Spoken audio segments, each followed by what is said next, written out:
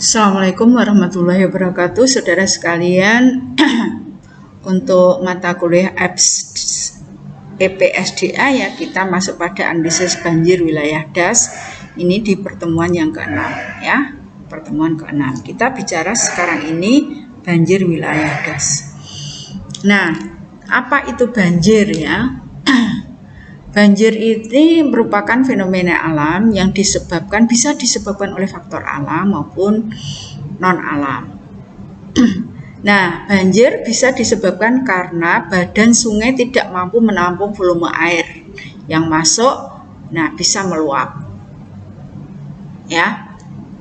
Kemudian faktor alam yang menyebabkan terjadinya banjir itu apa? Curah hujan, biofisik, itu jelas ya, batuan yang kurang bisa meresapkan air, lereng yang terjal, tanah juga yang kurang meresapkan air, vegetasinya jarang gitu ya, atau vegetasinya yang ada perbedaan kerapatan vegetasi, itu bisa menyebabkan terjadinya banjir, terutama pada vegetasi yang kerapatannya rendah. Kemudian yang non-alam itu adalah penggunaan lahan, pengelolaan lahan, aktivitas manusia terhadap lingkungan. Ini tadi ya, penebangan pohon, kemudian membuang sampah sembarangan, dan yang lainnya ya, atau nggak ada drainasenya ya, nggak dibangun drainase, itu juga menyebabkan banjir. Kemudian banjir sudah diartikan penggenangan datang dari sungai, yang datang dari sungai atau badan air lain menyebabkan atau mengancam kerusakan. Pembeda antara debit normal dengan aliran banjir ditentukan, ini ya, tinggi aliran sungainya. Banjir ditunjukkan dengan aliran yang melampaui kapasitas tampung, tebing atau tanggul ya, sehingga menggenangi daerah sekitarnya. Kemudian banjir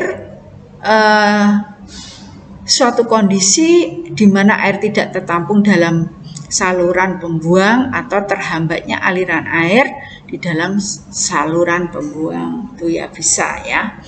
Nah, ini adalah contoh-contoh dari banjir ya. Ini saat ini banyak di mana-mana terjadi banjir. Yang terakhir itu banjir bandang atau flood. Ya, banjir flash flood ya, banjir bandang. Nah, ini yang daerah perkotaan, ini daerah perkotaan. Nah, daerah perkotaan ini ya kayaknya daerah perkotaan semua nih contohnya ya. Oke. Kemudian jenis-jenis banjir. Jenis-jenis banjir ini didasarkan atas Asian Disaster Preparedness Center menggambarkan tipe banjir. Ya, ada 2 tipe banjir. Sungai terjadi karena air sungai meluap.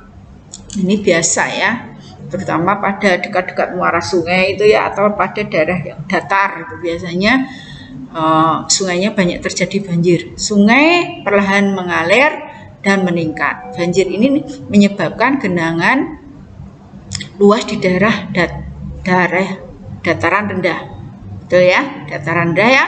Banjir sungai dipisahkan, sungai juga dapat dipisahkan menjadi banjir aliran lambat atau slow onset dan banjir aliran cepat atau rapid onset atau flash flood ya, tadi ya, flash flood. Nah, ini dasarnya apa? Dasarnya adalah berdasarkan kecepatan air. Kemudian banjir lokal atau banjir perkotaan. Nah, banjir karena curah hujan yang berlebihan pada suatu area atau drainase ya, bukan sungai yang tidak memadai sehingga mengalir. Jadi tadi sungai yang meluap dan drainase yang meluap. Dan yang kedua adalah banjir rob. Ini biasanya terjadi di pesisir karena pasang surut yang tinggi, gelombang, kemudian permukaan air laut ditambah dengan daratan yang ada terjadi penurunan gitu ya.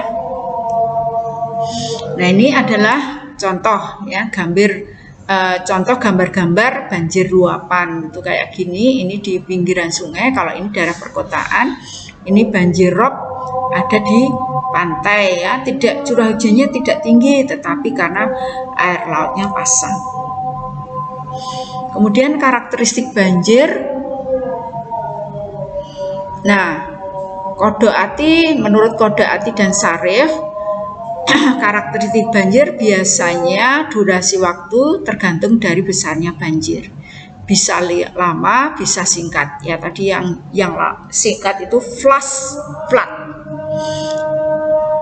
Bisa sesaat dan dapat langsung mengalir dan mengendang dengan perlahan. Kemudian genangan bisa sesaat, berhari-hari atau bahkan berminggu-minggu.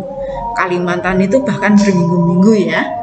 Jakarta mungkin berhari-hari. Sesaat NTT itu ya, karena flash flood.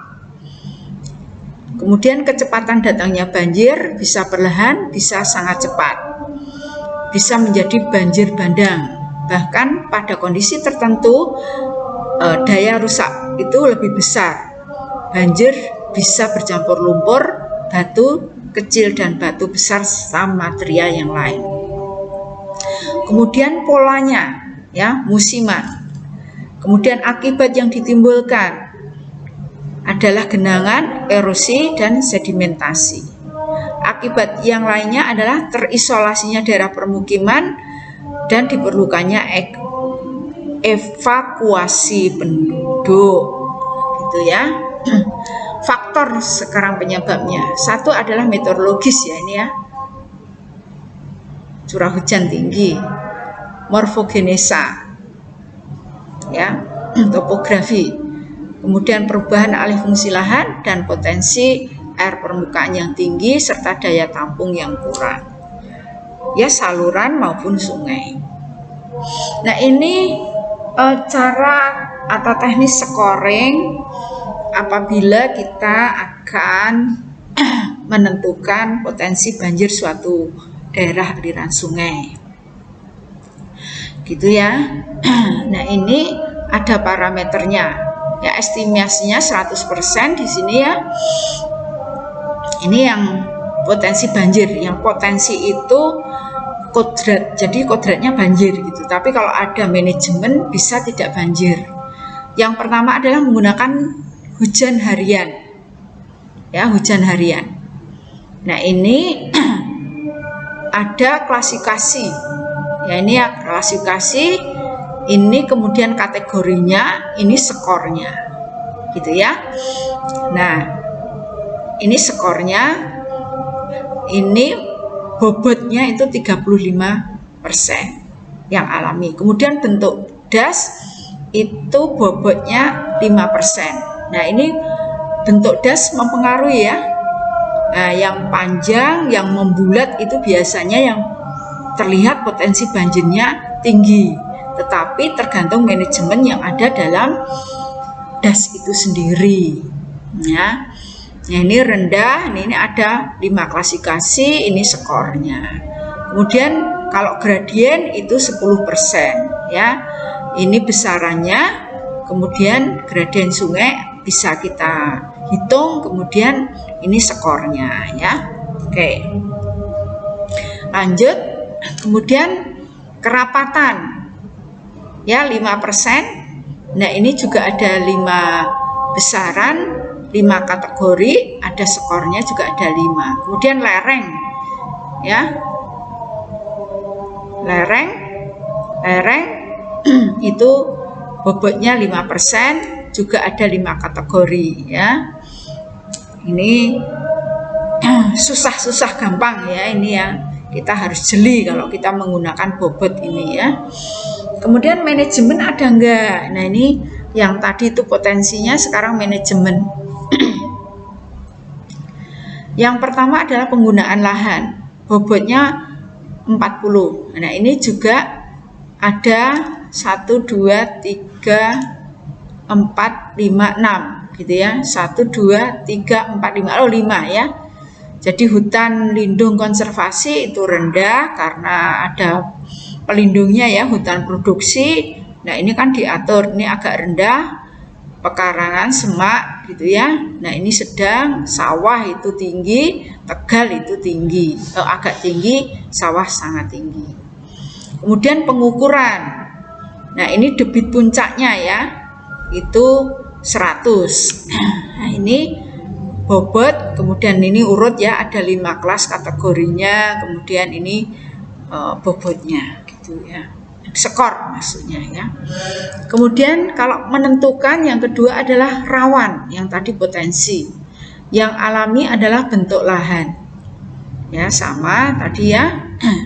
Ini bobotnya, kategorinya, skornya gitu. Kalau ini ada 3. Kemudian meandering.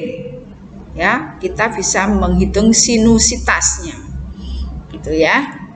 Kemudian bendungan ada apa enggak, pembendungan, percabangan sungai gitu ya, tidak ada anak cabang sungai induk dan lain sebagainya, ini skornya. Kemudian lereng, lahan kiri kanannya ya, sungai seperti apa, ini ada 3 kelas.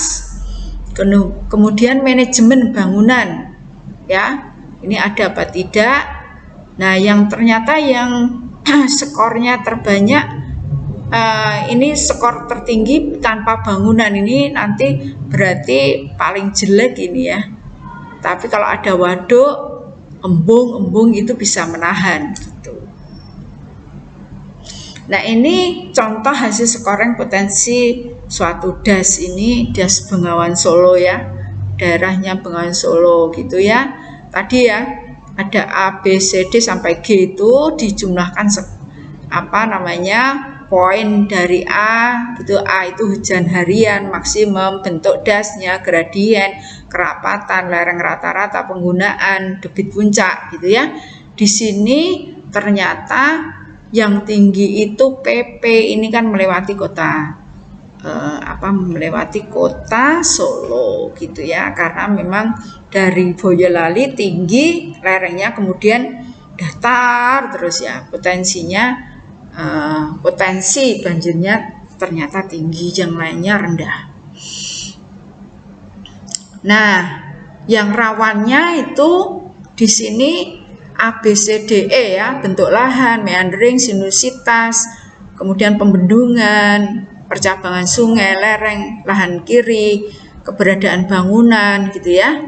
Nah, itu ternyata di sini contohnya kalau udah dihitung Dengkeng yang tinggi ya, rawan banjirnya yang tinggi, yang rendah, yang sedang Samin.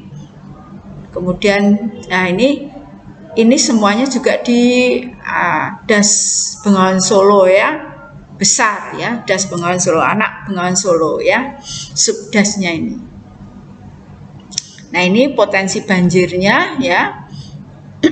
Itu kelihatan sekali, yang tinggi itu yang merah, yang PP ya. Nah, kerawanan banjirnya juga yang PP. Nah, ini dengan scoring gini Anda sekalian bisa bisa menggunakan materi ini sebagai ide untuk melakukan penelitian ya, terutama tadi itu potensi banjir sama kerawanan banjir. Nah, ini adalah daerah penelitian-penelitian yang pernah kami lakukan gitu ya. DAS Bengawan Solo. DAS Bengawan Solo ya. Hulu bagian tengah itu. Karena bagian hilir itu adalah Solo ke bawah. Gitu. Ini bagian tengah. Nah, itu seperti itu. Moga-moga ini menjadi inspirasi. Kemudian sekarang masuk di metode pengendalian banjir. Nah, pada dasarnya pengendalian banjir ini kegiatan yang kompleks. Perlu dimensi rekayasa, melibatkan banyak disiplin ilmu ya, terutama teknik, ada hidrologi, hidrolika, erosi, teknik sungai, morfologi, sedimentasi, serta rekayasa sistem pengendalian banjir dan sistem drainase kota serta bangunan air laut. Selain itu, program pengendalian banjir ini tergantung dari aspek yang lainnya. Apa itu? Dari segi aktivitas manusia ini ya. Oh, ini ya. ini sosial ekonomi, lingkungan, institusi kelembagaan, hukum gitu ya, politik ini juga menjadi hal yang sangat penting ya, atau malah bahkan paling penting. Pada dasarnya kegiatan pengendalian banjir adalah kegiatan yang meliputi aktivitas apa? Mengenali besarnya debit banjir, mengisolasi daerah genangan, dan mengurangi tinggi air banjir. Nah, kegiatan pengendalian banjir menurut lokasi atau daerah pengendaliannya dapat dikelompokkan menjadi dua, bagian hulu dan bagian hilir. Membangun dam, ya hulu itu ya pengendalian banjir. Memperlambat apa?